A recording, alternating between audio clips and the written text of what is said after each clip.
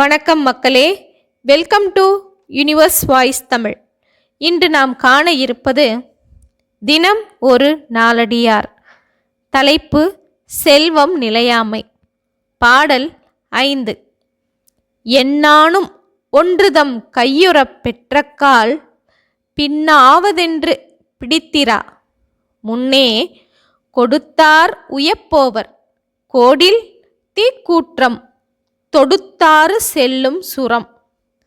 இந்த பாடலின் பொருள்: ஏதேனும் ஒரு பொருள் உங்களுக்கு கிடைத்தால் அப்பொருள் பிற்கால வாழ்க்கைக்கு பெரிதும் உதவும் என்று எண்ணி பத்திரப்படுத்தி வைக்காதீர்கள்.